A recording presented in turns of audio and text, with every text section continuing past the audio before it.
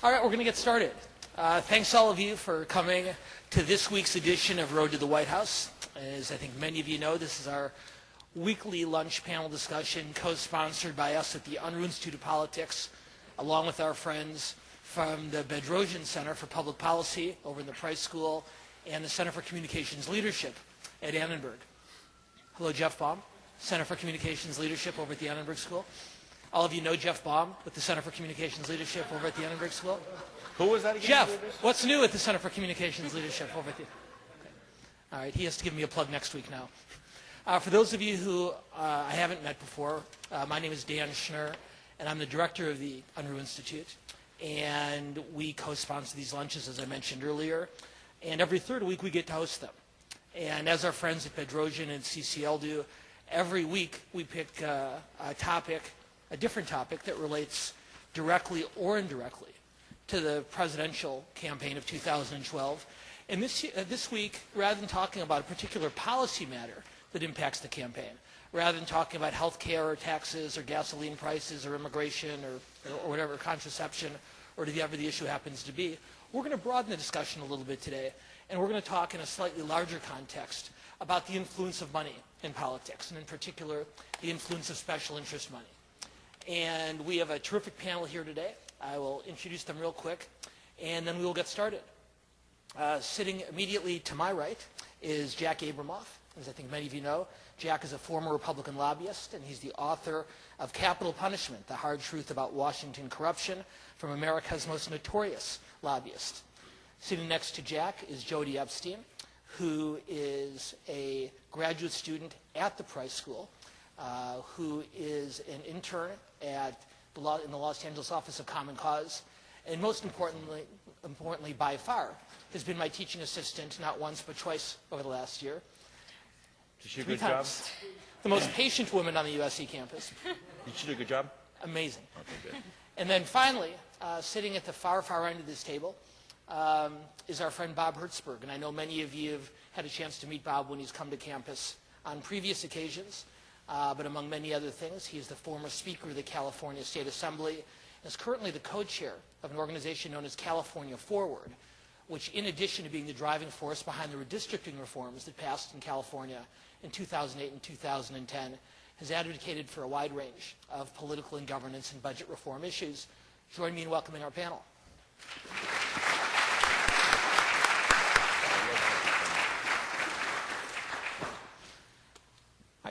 So Jack, I'm going to start with you, and then we'll go down the road here and broaden the conversation. And for those of you who have not attended in the past, I'll ask the panelists questions for about the first half of today's discussion, and then in the next second half hour, open it up to questions from anyone in the audience who'd like to weigh in as well.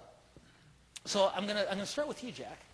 And for those of you who've read the book or the coverage of it, they're going to be familiar with some of your ideas. But over the course of today's conversation, we want to drill down pretty deep in what can be done to create a political system that is not as dependent on special interest money. And maybe the best way to begin the conversation is for you to summarize for us some of the reforms that you've advocated based on your experience working inside the system. Thanks, Dan. I write about the federal system. I don't write about the California state system. I'm sure there are things that don't apply in California or probably wouldn't work in California that I recommend on a federal level. But based on my experience as a lobbyist in Washington, my unfortunate experience as a lobbyist in Washington at times, I've sort of, over a period of 8 years, come to think about these things. Frankly, I was forced to think about these things as I was forcibly removed from the lobbying profession because of things I did that were inappropriate. And during that period of time, in essence, I've come to see the problem in Washington and with lobbying and with special interests as basically along these areas. One, that money is being transferred from people who are asking public servants for things to these public servants, from people who want these things, whether they're the lobbyists or they're people behind the lobbyists or other special interests who don't actually need to hire lobbyists, but people who are at the trough, people who are at the federal trough, people who are getting the federal government to do special favors for them that others can't get. whether it's tax breaks or it's contracts or it's loans or it's grants, whatever it is. And I believe that every conveyance from those individuals or their representatives to a public servant is, in essence, a bribe. It's not a bribe in the sense that we are all familiar with bribes. I mean, bribes to us are people walk in a room with a sack of cash and say, oh, Congressman, you know, wink, wink, I got a vote next week. Could you make sure you're there? And here's $100 bills. It's not like that anymore. It's much more polite. It's much more acceptable. What a lobbyist will do, and what I often did, is walk into a room where a congressman, or frankly at a dinner with a congressman, or golf or something like that, and pull out an envelope with 10 $1,000 checks and say, here I'm making a legal contribution to your campaign funds. It's completely acceptable. By the way, there's a vote next week. Well, there really is no difference at the end of the day. It's the same amount of money if we use those examples, and I'm conveying the same message. And while that interaction takes place on many different levels, one of the things I am trying to do is move the discussion to what that is. And what that is, at the end of the day, impolitely said, is a bribe. Most public officials, by the way, don't view themselves as being bribed. They would throw up if they thought they were being bribed. And I didn't view it, by the way, as bribing. I didn't give people money thinking, okay, here you're getting a bribe. It was the way the system worked. It was the way everybody kind of did it. And I was becoming close to them. I was becoming friends with them. So one of the reforms that I would promote would be to sever that familiarity through the giving of a gratuity or a financial interest to a public official, number one. Number two, the revolving door from public service into the influence industry, let's call it, is in Washington operating at 200 miles an hour.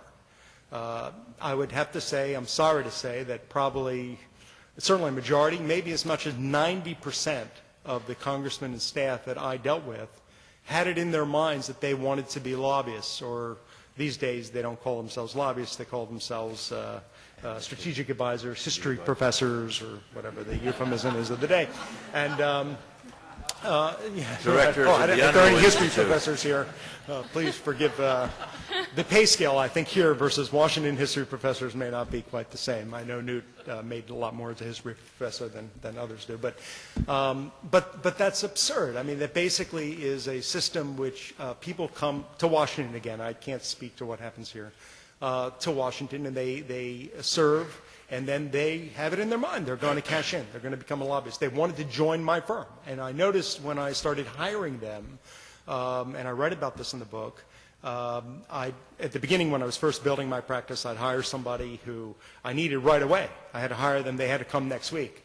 So I didn't notice something that I started noticing once I hired somebody who couldn't leave for a year. Once I hired somebody who was going to come in a year, for that year, I owned them anyway, because they were going to come work for me. And they're, you know, if you know you're getting another job in a year, you're going to think about that job. You're not going to think about the job you're in. And so I discovered, as other lobbyists do, that there's nothing better than a chief of staff of a congressional office who's going to come work for you in a year. In fact, he's far, or she is far more valuable to you while they're sitting there than when they come work for you. Actually, some of them that I hired were far more productive when I wasn't paying them, when we were paying them. So that's a problem. So there are a lot of problems with the revolving door. Right now they have a system whereby it's a cooling off period for a year or two, but the truth is it's utterly feckless, because I've seen it with my own eyes. A senator comes out and will call the Senate and say, this is Senator Bill, let's say, hi, Senator Sally, how you doing? Good. Listen, I can't lobby you. I'm not allowed to lobby you. But my new partner, Phyllis here, she can lobby you. Would you mind very much meeting with Phyllis? And what happens, of course, is that ultimately the same thing transpires, which is they lobby them. So what I would propose is a very long ban. I frankly would prefer a lifetime ban, but I don't think that would survive constitutionally, but a very long ban. Number three, and this is an item of great controversy, and I know that California has had a bad experience with it, but on the federal level, I like nothing better as a lobbyist than knowing that a congressman that I had helped would be there basically forever. The best congressman was, or senator, was Strom Thurmond to a lobbyist. Why? because he died in the chamber at 100 years old. When the undertaker is the person taking the congressman out, the lobbyist is very happy. Why? It's obvious. Once you have bought an office, you don't want to buy an office again. You can maintain the office. You buy a new car, you give it a wax job, you give it new tires, but you don't want to buy a new car every year, right? So lobbyists don't want to buy, as neither did I, and so therefore term limits on a federal level, I think, are essential. Now, there's two sides to that, obviously, and very good sides on both sides of that, and I get arguments about that one even from the Reform Committee. And then finally, the other reform that I believe is necessary and is so intuitive to everybody who's not sitting in there is that every law they pass has got to apply to them. Okay, so that we can't have situations where Congress is allowed to conduct insider trading of securities with basic aplomb behavior when the rest of us go to prison. The very week, in fact, that Raj Rajaratnam, who's the Sri Lankan fellow convicted of insider trading, was being sentenced for 11 years, members of Congress were that week apparently using their inside information to trade in securities. And some of them are now up in front of the Ethics Committee. So that's just one example, unfortunately, of a plethora of laws that are not applied to them. There are far fewer, by the way, than it used to be. It used to actually be that sexual harassment laws weren't applied to them, that other laws, like incredible OSHA laws weren't applied to them, astonishing stuff. Anyway, so those four reforms are the areas that I'm focused on right now. I have others in my book also, but I think that they would do have a major dent in the problem in Washington. Well, thank you, Jack. I'm going to come now to Bob Hertzberg. And Bob, as Jack mentioned, there are certainly differences between the way state and federal government operates, but there's similarities as well. That's right. Now, when you were Speaker of the State Assembly, you raised significant amounts of money for your candidates. And I know that the people who gave you that money gave it to you because they admired your charm, your wit, and your savvy. And good looks. Okay, but for a less physically attractive politician, I imagine there's a lot of fundraising done for other reasons as well. I had to help them raise money. Okay. Maybe, and let's set aside the term limits discussion for now because to me it's a related but separate discussion. Talk a little bit about the point that Jack was making, about whether you'd use the term bribery or not, the exchange of campaign contributions in exchange for either legislative action or at the very least access and potential remedies for that type of problem, either those that Jack Abramoff has written about or others that you've thought on. You know, since this country was founded, since we have organized ourselves out of the tribal level for those students of Francis Fukuyama and the like, human beings have sought to organize themselves to advance their position in one form or another. We've just all done it. It's our nature. People have done it in the feudal system, in all the various systems of governance in China, all around the world. I just think fundamentally this notion of a bribe, I was talking to Jack before this, if I've got somebody who's just a rich guy who gives me a check for $10,000 and then calls me a month later and says, I need you to go to my kid's bar mitzvah, right? You know, am I getting him a contract? No. Am I going to show up at the bar mitzvah? Yeah. Because, you know, the truth of the matter is, just at the human level, you know, I've seen the scumbaggy stuff of people coming in on the big money for the direct hits, and I've, you know, before being Speaker as Chairman of the Rules Committee, had to discipline a lot of people and do stuff where the direct hits. The genius is at the subtle stuff. It's the quiet nature of building relationships. I've never played golf in my life, but I've held some golf tournaments up at Pebble Beach because, you know, you raise a few $1 million doing that because all the lobbyists like to play golf and talk to everybody else. I just went around and took pictures with everybody. But I just think that this, and I've been involved, just to say this, before I got in government, I started actually with Jess Unruh for Prop 68, was it? Prop 68, before he died, the year he died. He died in August of 1987 because I was involved in your school, and it was the year before that we had a Prop 68. We tried to do partial public financing of campaigns. I was involved in Measure H here in Los Angeles and ran for mayor of Los Angeles under partial public financing of campaigns. So I just think, whether it's the Supreme Court decisions, you know, that are argued or whatever, there are always elegant ways to influence the process because people have an interest. And I would argue that that interest could be as insidious for people in the environmental community as it is for Chevron, who's trying to do their deal. Their goals may be greater, but their processes are exactly the same. And politicians are, as Dan likes to note, and he's correct, 100% rational. You know, what do? You get involved in politics, you think you stand for something, you want to get reelected, you say, well, I need to take this money from the milk producers over here so I can work on fixing this wetlands problem over here, otherwise I won't get reelected. You start the slippery slope of the slide. And so as I've matured in this process, I started as a lawyer, you know, as a litigator. My dad used to say there were scriveners and trial lawyers, and who wants to be a scrivener? And I went there from kind of preventative law to writing laws to now, as I do at California Foward, think about structures of governance. I've been through a dozen campaign finance stuff, and everybody figures a way around it, because everybody needs to get something done, whatever level. I think the whole fundamental issue goes to the core of democracy. The other day, there were, in LA, for last election, 5% of the people turned out, man. That is not legitimate. The reason why groups that have organized, whether it's on the religious right or on the Occupy movement or whatever, they're still, all of them are a small group of people compared to you. It's because you guys give it up. You give up your authority. You give up your power.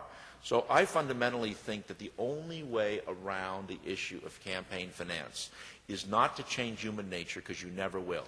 Not to put new rules to say you're going to go from, like Obama did, from 1 year to 2 years and stopping people from coming in, because as Jack says, there's the wink and the nod and there's all this stuff. If you really want to make government work, and what does it mean? Serving the interest of the broader community in an equitable and intelligent and fair way. It's all about the size of community and the size of democracy. And any time you have 1 million people that you've got to raise money for, and you've got to raise those dollars and pass it out, or you got television ads or internet ads you got to pay for, game over, man. So I analyze it in terms of the core issue of what's the purpose of government, how do we get its function, and from the, as I like to say, the belly of the beast perspective. And I've been through this stuff for over 30-some years on these reform movements, and I'm a reformed reformer in the sense that I really start at the element, and I close with this, of human nature. Who are we, and how do we organize ourselves to most effectively be productive and valuable contributors to the human condition?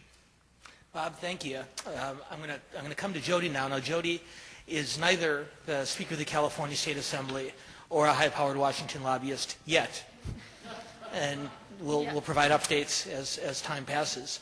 But in the meantime, I guess 2 questions, Jody.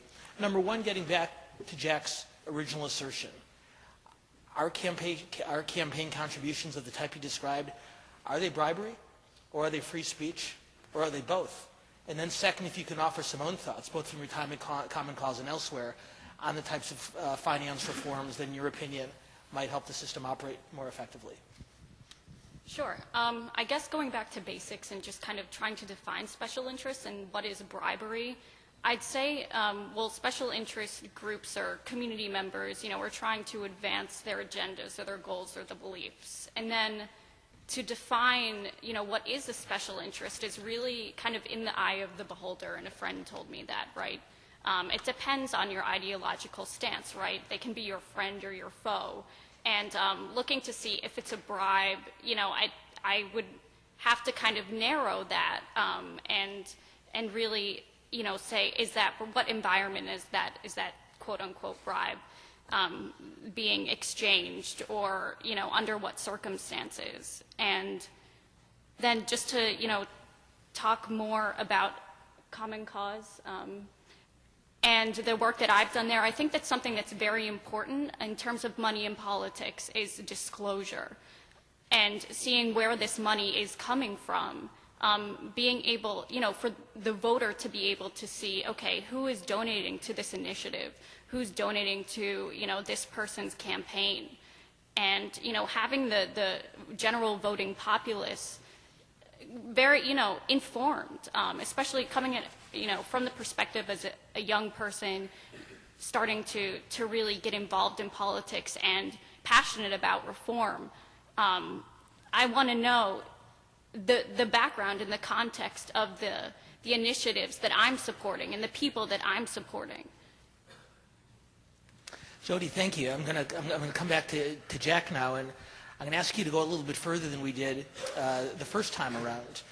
What I hear you saying, if I get it right, is that not all money in politics is created equal. And on the question, sort of the false choice that I just presented to Jody, is a campaign contribution bribery or is it free speech? I think she correctly said it depends on the circumstances.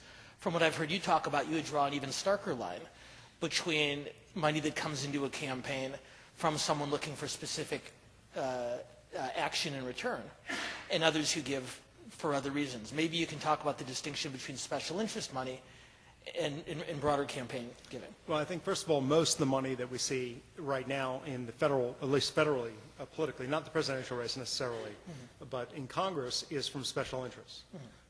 Now that Senate races cost in the deep 8 figures in virtually every state, the senators are basically raising their money from special interests. People who have corporations, labor unions, individuals who have an interest. They have a reason to put a lot of money into politics. The clients I had put a lot of money. I raised probably more than any lobbyist during the time I was a lobbyist from my clients. Millions and millions every year, Republicans and Democrats. And they had something in mind. They weren't giving because they wanted a better country. Sure, I'm sure they wanted a better country. Everybody wants a better country. But they had some other reason to give. And so with me, I think that there are issues of free speech and there are issues of special interests. Some money is special interest and some money is free speech. I think, frankly, my own personal belief is I'm completely in favor of disclosure. I believe, though, that it needs to be immediate disclosure, not the system we have now, which is basically months go by before it comes out.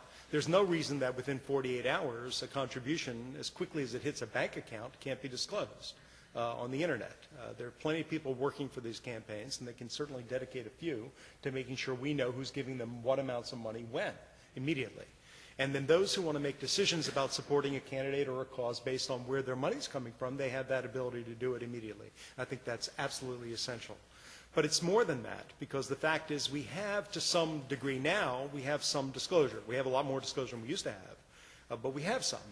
And sometimes, unfortunately, disclosure becomes a bit of a problem, because when there's so much being disclosed, it's like drinking from a fire hose. You know, you can get some water in your mouth, but the fact is there's so much water coming into your mouth, you really aren't going to be able to swallow. And again, that's not to say we shouldn't have disclosure, but we need more than that. We need to regulate how much water is coming out of that spigot in a certain way. In the way that I believe is consistent with my own personal, I can only speak for my own political views, I can't speak for anyone else. I'm not in favor of limiting people's free speech. I do believe that speech includes one's voice and one's body and one's whatever one wants to do with whatever one owns. However, where I would draw the line there, and by the way, that of course is where the court holds right now in terms of what's practical. Where I would draw the line is where one voluntarily accepts or solicits government special treatment from the government. Defining what that is obviously is not easy. None of this is easy, by the way. If this were easy, I think this would have been solved already. It's very difficult. There are serious constitutional issues here. There are free speech issues. Do people lose their free speech just because they become a lobbyist? Do they lose their free speech just because they're going out and they want to get a $500 million loan guarantee from the federal government? These are issues that probably going to have to be adjudicated. But in terms of what I am personally working on at this point in my life, and what I'm hoping the reform community, where we're heading, is to try to make some action, make some progress here, and at least lay down some markers that can be argued on. But in terms of what bribery is, let me peel that back, if I could just take as a discussion, why I say what I'm saying. Because the fact is, I don't think I know a congressman, or knew a congressman, maybe a couple, who would have accepted a bribe. I guess there are some congressmen who are sitting in prison who I knew who accepted bribes. And these were absolute, nobody would disagree with the fact that William Jefferson had $90,000 in his freezer, that was a bribe. By the way, just people ask me, why was it that in my case only one congressman went to prison? And the answer is the same reason that if William Jefferson had the prudence of having his freezer located in his office as opposed to his house, he also would not be in prison and he would be enjoying the money today, which is something called the speech and debate clause, which is something we of course want. And the history is, I'm sure all of you know, the speech and debate clause is vital, and it's an important part of our democracy. Like all good things, they do get abused by some people. So in any event, most congressmen would not consider themselves bribed. In fact, the answer you'll hear from people is, nobody's going to buy my vote for a $2,000 contribution, or nobody's going to buy my vote for a meal, or nobody's, I used to give out a lot of sports tickets. That's a big thing in Congress. The folks on the staff and the members like to go to sporting events, and they have fundraisers at sporting events. And so I sort of overdid everything I did. So instead of having, say, 10 tickets to the Redskins stadium, I had 72, okay, and gave them out. And it was hard, by the way, because the Redskins never win. So, getting people to go to the Redskins game is not an easy task. Actually, all the Washington teams never win, so this was quite an arduous task. But people say they're not being bribed like that. They're not buying my vote. And what they're fundamentally misunderstanding is what a bribe is. Now, if you go to court and you have a judge, and the night before you say to the judge, hey, listen, judge, how you doing? And, I'm Joe. I'm coming down to your court tomorrow. You going to have dinner tonight? Yeah, I'm going to go out with my wife. All right, well, I got the bill. Don't worry about it. That's a bribe, right? Whereas a congressman, you can say, hey, we'll have a fundraiser. I'll pay for your meal. Don't worry about it. You can eat, and your family can eat, and your staff can eat, and their kids can eat, and their relatives can eat. Everybody can eat. And by the way, I own 2 restaurants, and I'm not making that up, okay, unfortunately. They can all come eat. And then that's not a bribe. Well, that's absurd. Of course that's a bribe. What is the essence of a bribe, at least in terms of how I understand it? Our society exists, good civil society exists, because you do me a favor, I do you a favor. I feel grateful when you do something kind for me, whether it's you just compliment me on my shirt, or you fix my lawn, or you help put gas in my car, whatever you do, I feel really grateful to you. Or you put my kid through college, whatever you do. I feel really grateful. And then what do I want to do? I want to do something back for you. In fact, there's a great commercial on. I don't even know what kind. I just saw part of it, where somebody sees somebody helping somebody across the street, and they then go do something, and somebody sees that, and then they do something wonderful, and then they do. I don't know what product that is even, but whatever it is, that's what we want in society. We want to do things for each other, but not if it's a public servant. That's where it ends. What we don't want is a public servant feeling gratitude to somebody who's asking something from them. Why? Because if they feel even deep within their heart some gratitude, and by the way, unless you're a jerk, if somebody does something for you, you're going to feel grateful. Now, there are jerks, and believe it or not, some jerks make it to Congress. Very few, of course.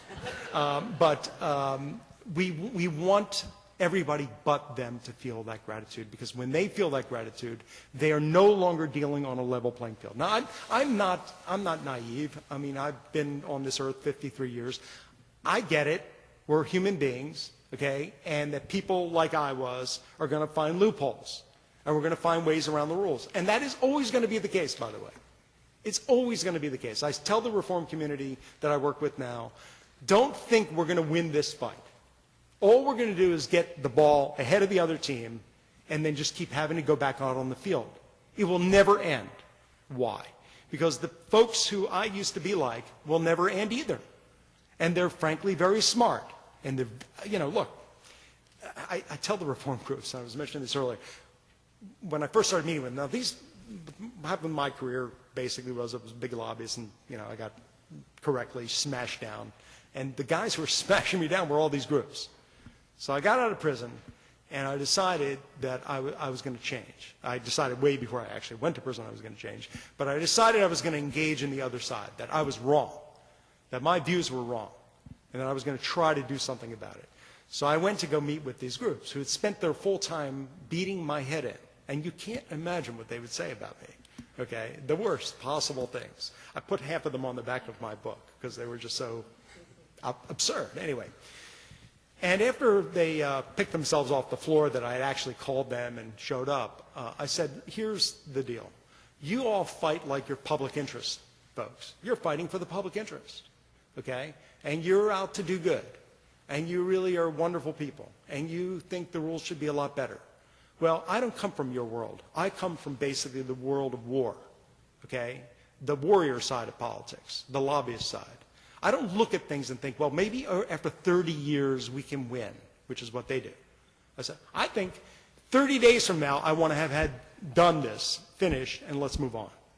So trying to restructure their approach here, I basically come to say to them, you've got to understand some fundamental things that I think you intuitively understand, but have got to be expressed. And one of them is this thing about the bribery. That unless and until we speak about this as to what it is, and by the way, I've been on 300 talk, radio, and TV shows since my book came out. I go all over the country. There is not a week that goes by that I'm not in 2 or 3 places speaking. There's almost nobody who's not a politician, okay? There's almost nobody in this country who thinks anything different than what I'm saying. That ultimately, if you give a public servant something and you want something back, that is a bribe, whether they think it is or they don't think it is, because it engenders in that public servant, even deep down, a sensation that shouldn't be there. And until we can at least set some laws out and set some markers and move the yardstick down the field a little bit, okay, and fight on a different plane, we will never win any of this. And the fact is, special interests will always control our politics. And we will have dysfunction. And it's dysfunction from the right, and it's dysfunction from the left. Because I got to tell you, I'm a very right-wing conservative, okay? And I'm in business now, let's call it, with some very left-wing liberals. And we agree on all of this. Sounds like Plato's Republic to me. Would you care to elaborate? You guys know Plato's Republic. Didn't you learn that in school? The whole idea that people live a meaningful life and that they gain judgment and wisdom, and then you strip away their families and any attachment to society, and they're allowed without any influence, as Mr. Abramoff says, to be bribed, whether it's by a meal or a kind gesture. I think you're probably right. I think that's right. I think it's a lot of sense. But, you know, I don't know if we can get there. We tried to propose a similar kind of a thing at Think Long Committee with senior folks and presidents of universities, and we got slapped down pretty hard of trying to create that notion of a disconnect. Because the truth of the matter is, you know how many people have called me in the last month to try to help get their kids into USC because I sit on some of your boards? Do you know, and I guarantee parents of kids in this room have done exactly the same thing, or calling somebody for a job. Although these guys were going to get in anyway. Well, I know. I didn't say that it had had any impact. It never does. But the point is that we all look for those connections. Who can help me get a job? Who can do this? Those are just minor aspects. That goes back to what Plato said and goes back to human nature. And so the question becomes, if art in California or the United States hasn't gotten worse, architecture hasn't gotten worse, at least in a lot of people's minds, the innovative, creative biotechs and sciences haven't gotten worse. The question is that a system that was designed with checks and balances to slow up the process, to create this, has become mucked up for a bunch of reasons. I look at it at the question of, okay, knowing what we know, being thoughtful and understanding about the human condition, how do you fix it? Not what you want to be the case, because I don't think, unless you have Plato's Republic, you're going to avoid that. Because you're correct. What's going to happen if there's no money? I'm going to find out, okay, how do I influence this guy? What does the politician want? They want to get reelected. They want to get support. I guess that, you know, Carolyn Kennedy can't give out an award to these Democratic champions. Environmental groups can't give out awards because then people feel obligated because they got an award, or a legislator of the year, because those do, in fact, have influence. People's deals. My buddy Cardoza getting solar congressman of the year. You know, he's more in tune to support solar stuff. Well, you can argue that's great. Some people make money. I don't disagree with that theory. The question is, I don't think it's realistic for where we're going to go and what people are really going to do. So taking the practical view, I mean, even disclosure. Let me just tell you how realistic disclosure is from the view of the belly of the beast, okay? When I was running for office, the first time, as soon as my reports came out, all my friends were called by the opponents saying, you gave Hertzberg $500, give me $500, right? And people just get them off their back, they gave them money.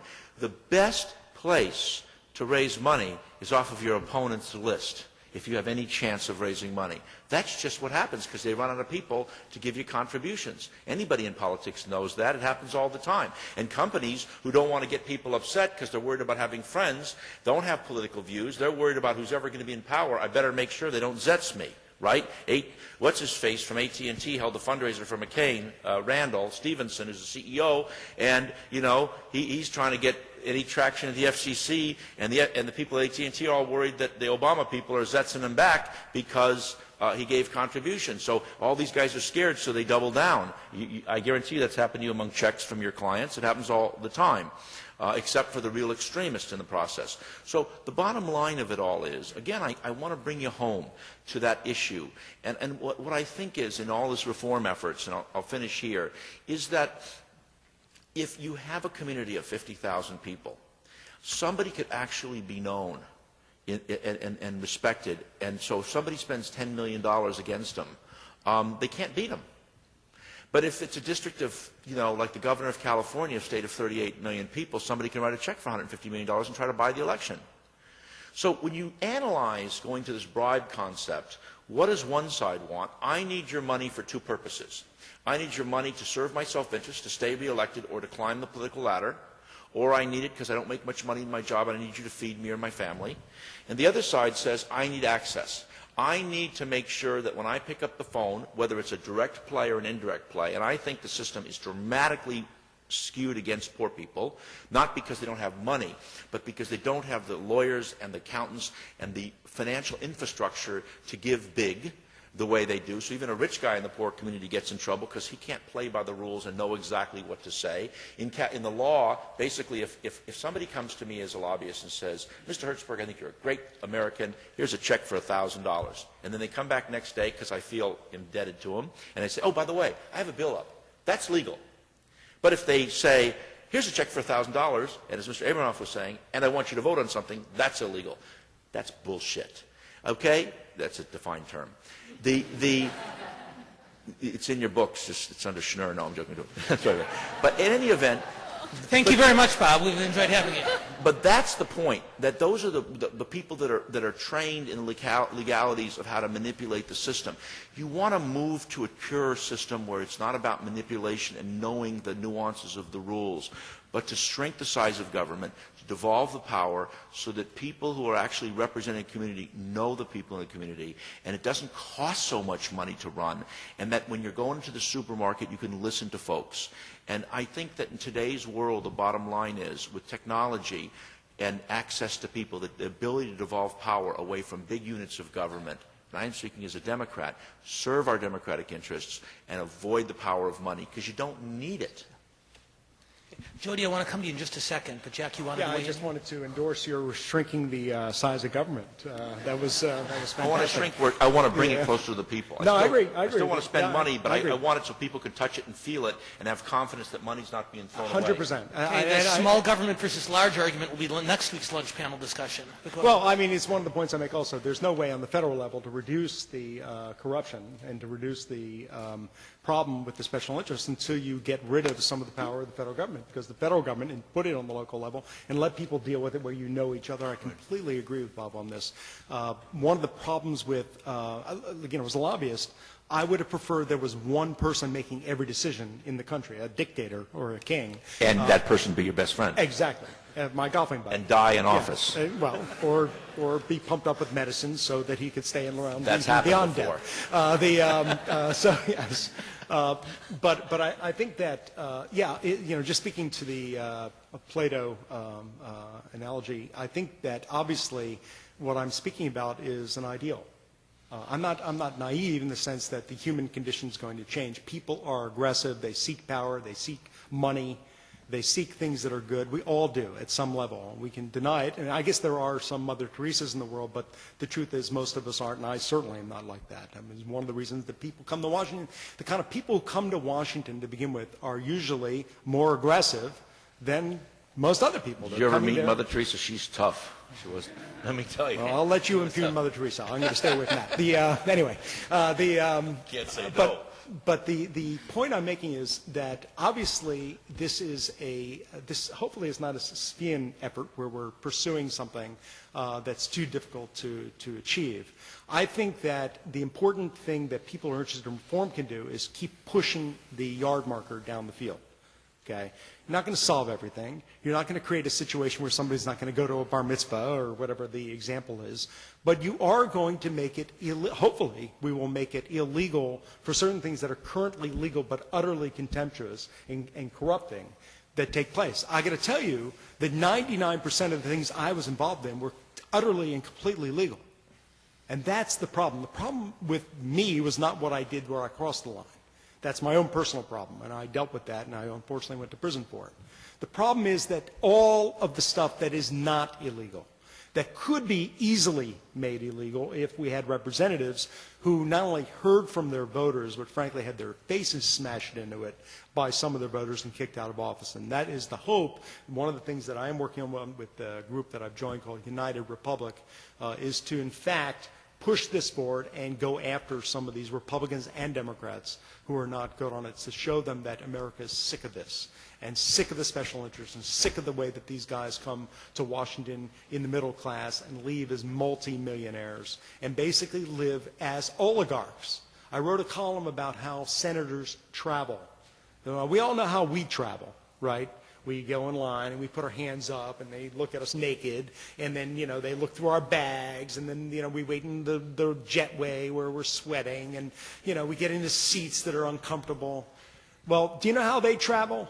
There was a senator who I wrote about, he's no longer in office, who basically would, of course, fly in the luxurious airplanes that would take them overseas, and once required a plane to go back to the United States to get the bottled water that he was accustomed to. And they did. That is what we're dealing with. Not that every senator is doing that, but that is how they live. So these kind of things can be dealt with, but only by active, angry citizens. One of the reasons I wrote my book was, frankly, to make people upset. Not only with what I was involved in, but what goes on. And I think that by some of the nods I see, some of you are upset. But there is a way to start moving the ball and not be defeated.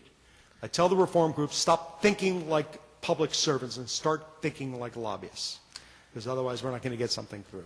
Jody, let me come to you, and then we're going to get to your guys' questions to the extent that we're able. But Jody, maybe you can bring this home for the people in the audience here. This is a system, as has been pretty well established, that works very well for the lobbyists, and works very well for the elected representatives. That said, that's their business. If you can get to be a senator and get a plane to turn around to get your bottled water, well, good for you.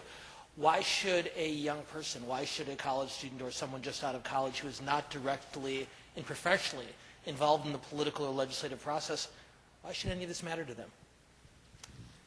I think it should matter to them because, well, the importance of public participation and civic engagement in the government process, I think, is essential, and especially this day and age when, because of technology and because of information and the access to it, can really inform young people. I think it's important that people should get engaged and really participate in their future. All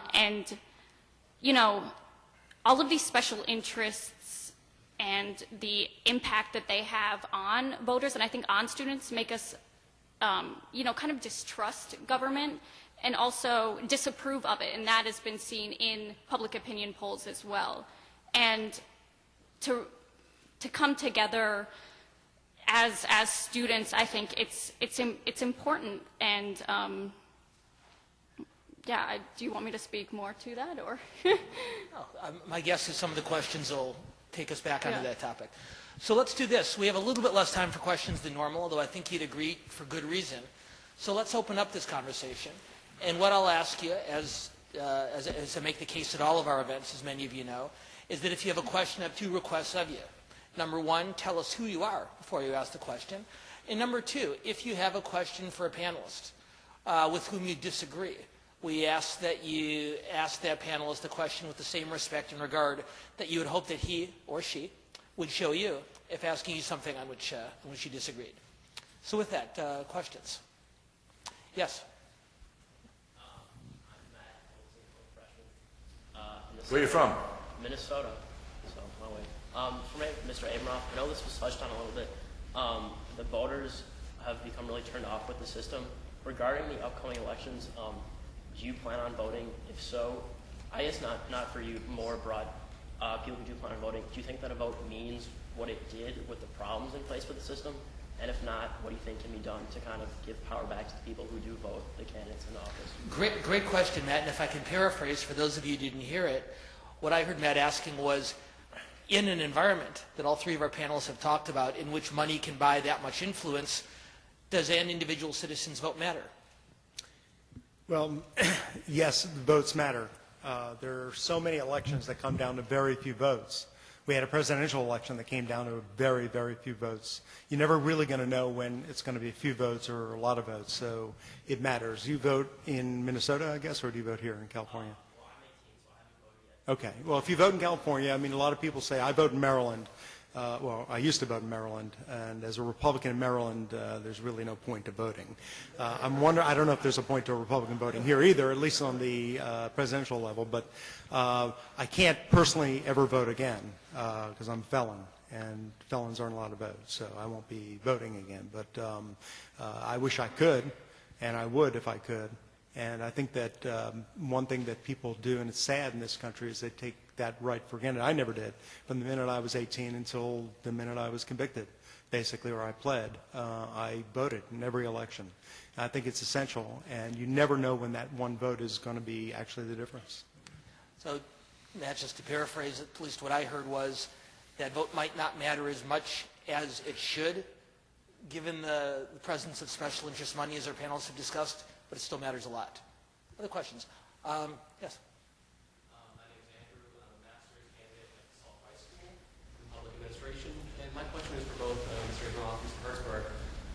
It seems like one of the major themes that you brought forward was the idea of the countervailing forces, of the idea that we have the lobbyists that are working constantly to work around a system, and then the public interest institutions that are working to prevent them from taking advantage of the system. I'm wondering how we can pressure the side that is the public interest side to have equal, if not greater, influence on the side that's actually institutionally a part of that system.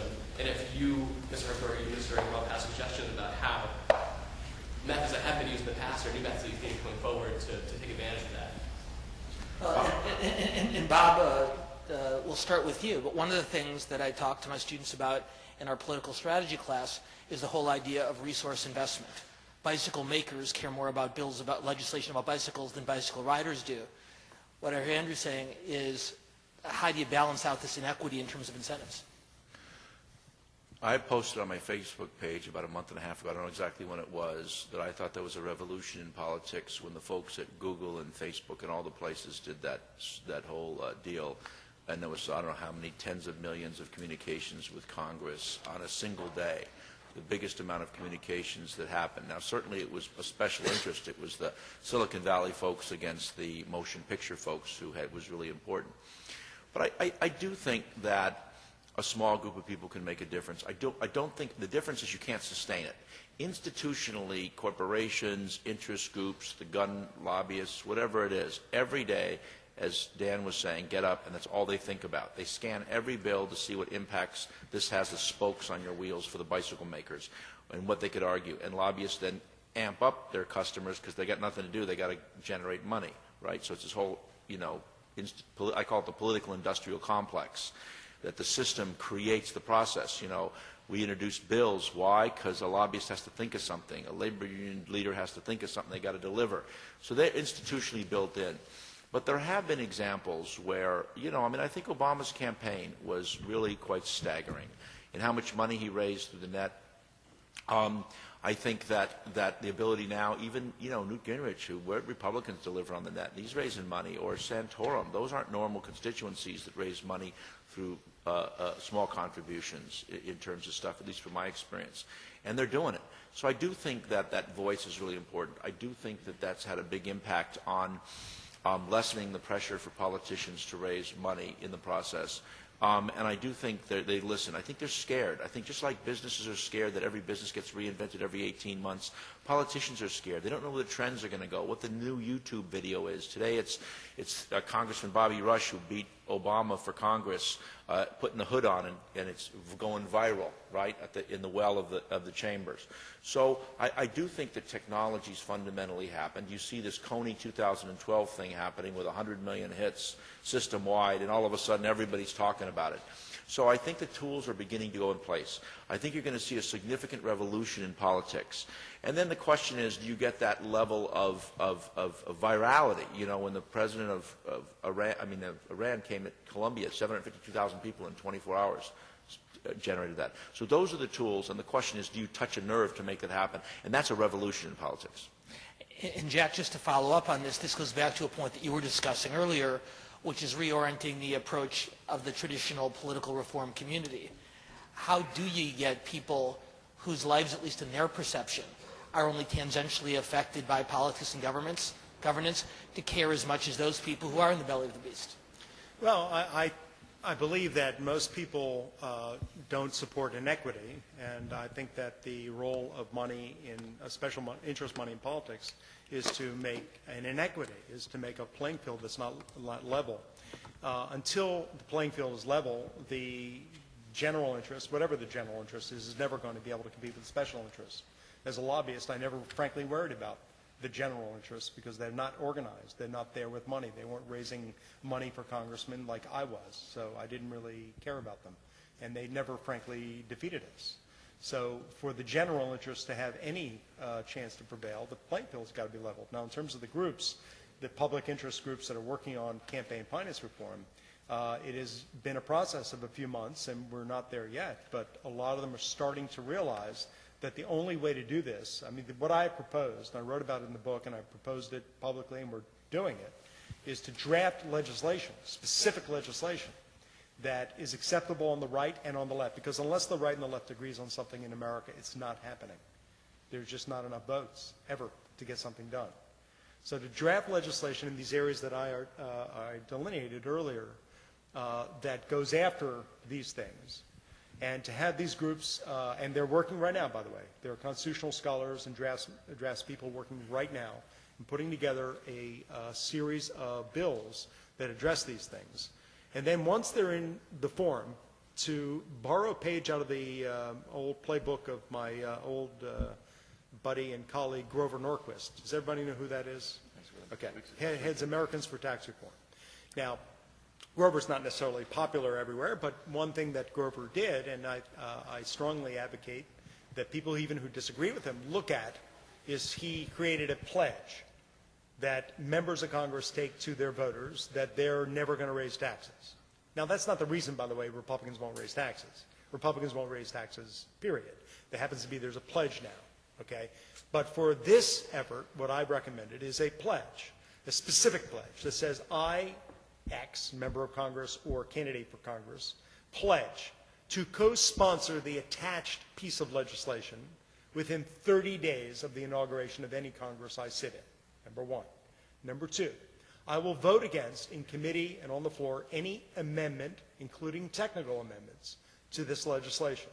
Number three, I will vote for this amendment, or these bills, going through committee, discharging onto the floor of the House if the leadership doesn't schedule it, against the filibuster, cloturing the bill in the Senate, in final passage, etc.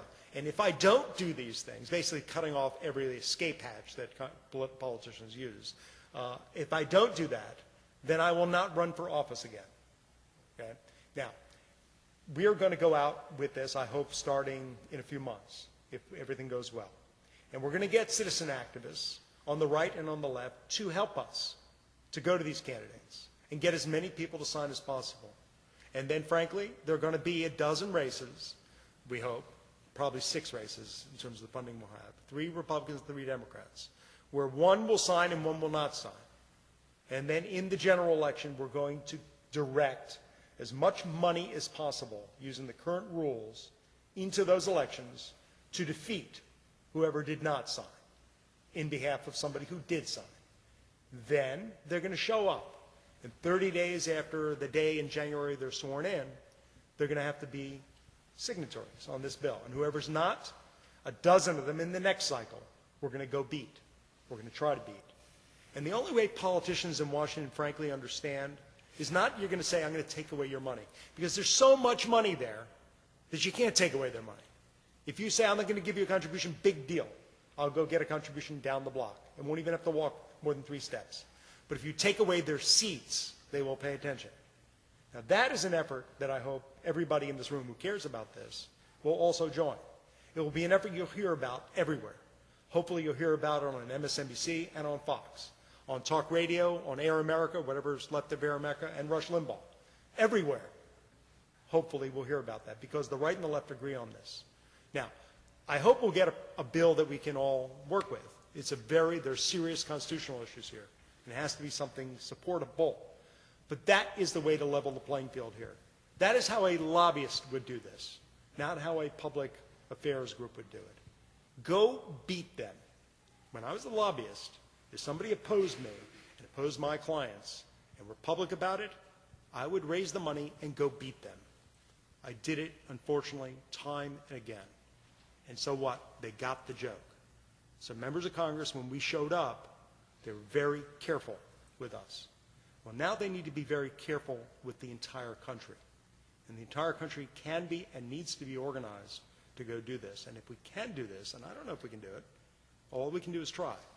If we can do it, it will make probably the most significant impact in leveling the playing field vis-a-vis lobbyists that we will know in our lifetimes. Because every other reform bill, when they reform and they say, well, you can't buy the congressman a meal if they're sitting down and eating, but if they stand up, that's okay. Or they can't have a meal if they use a fork, but if they use their fingers, then that's not a meal. Obviously, they haven't eaten with a lot of congressmen.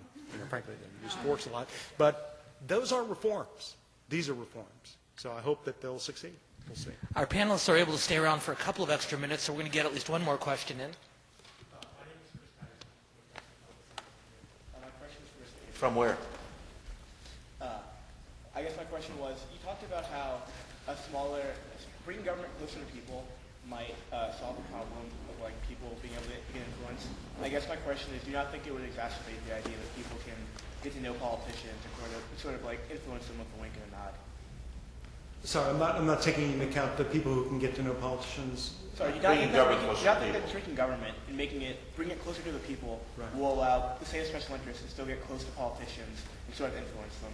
Right. It's harder because, as Bob mentioned, when you know everybody in the neighborhood knows you, it's harder to do these things. When you're in Washington and you're 3,000 miles away from your constituents, it's much easier to do things at the bidding of the politicians and the special interests. The closer government gets to the people, the more likely it is, A, it will be efficient, B, it will service, it will actually take care of real needs, and finally, it won't be as corrupt. We'll try to get in one more question. Yes. School of International Relations. I was wondering how you think the Citizens United ruling affects the ability to reform. Well, we were actually discussing it a little earlier. How many people have read the Citizens United, actually read the case, read the opinion? Okay. I have very mixed views of it. I'm a conservative. I believe in free speech. I believe in the right of individuals and groups of individuals to speak. I believe that it's not fair for network corporations to have the right to basically be immune from McCain-Feingold, whereas other corporations are not. I get it all. I agree with, frankly, virtually every bit of the legal reasoning in the case. All right? The problem is practically it becomes an issue when one does not have a constraint on the amount of money, and in at least the lexicon that I use, the special interests have an unlimited ability to play politics and play them through outside agencies that are difficult. Now, I know super PACs are not just the consequence of Citizens United. It's the other case also. I forgot the name of the case now for some reason. But I think that this is where the court is holding right now, unfortunately, for better or for worse. So that's why I've tried to work within the parameters that I'm working in terms of staying with something that I think would survive the Citizens United court. And that's how our scholars are working on it. So, because that's the reality on the ground. Whether we like it or we don't like it, that's the reality on the ground. We need to still try to get to a goal of cleaning things up, but we're going to have to work within the context of the ideological framework that has been handed down to us right now. And just to address the issue of free speech, and I realize that that is a contentious issue with the Citizens United case. Does money equal speech? I know that Mr. Abramoff said that he would support that, but I, and coming from Common Cause as well, would not support that statement. Thinking, you know, when I look at money and speech and doing more research about the two issues, I would think that money is more property. It's not necessarily speech. Money, you're paying people to work on campaigns, to then do these processes to then make campaign ads and to go out and get the vote. And you own your property, so it's not necessarily speech. And that's after doing research, because I felt it in my heart. I said, no, money is not speech. And then doing more research and trying to look at other court cases that then defined money, I realized that, I think it's property. Bob Hertzberg, last word on Citizens United. Hey, man, when money can't buy nothing. If somebody said to my mother, you know, I'll give you $10 million to stop loving your son, it wouldn't work, I don't think. You know, I mean, if you got a connection to a community and it works, the money becomes irrelevant. It only becomes a tool to manipulate the truth and make stuff up and to do all this other stuff, that you need. It's a substitute for it. That's why you got to go back to the core of this thing to make it work. And we're only dealing with these symptoms and not the core problem. And I understand. I think what Jack said is correct. It's still important to make the steps and move along that way. But I've just seen so many of the unintended consequences of this stuff, and stuff that I've written and or endorsed, supported, campaigned for, and the process is you live and you learn and you grow and you learn and you learn. All right, before we thank our panelists for what I think you'd agree was a tremendous conversation, just a couple of quick announcements. For those of you who have not come to our events before and enjoyed this discussion, know that tonight between 6 and 7 p.m., the Unruh Institute is hosting a discussion on foreign policy in the 2012 presidential election. And we're going to be joined by Christian Whitehead, who is a senior advisor at the State Department during George W. Bush's administration, and Jay Carson, who is a senior advisor to the presidential campaigns of Hillary Clinton and Howard Dean. We'll hope you'll join us for that between 6 and 7 p.m.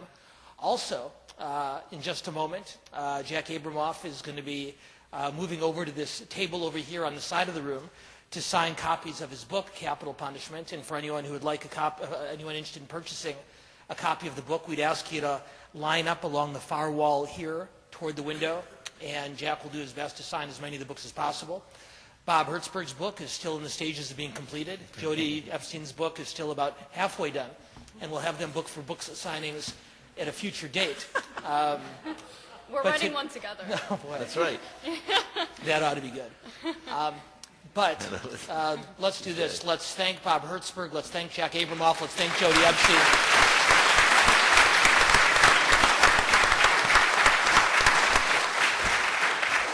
For a fascinating conversation.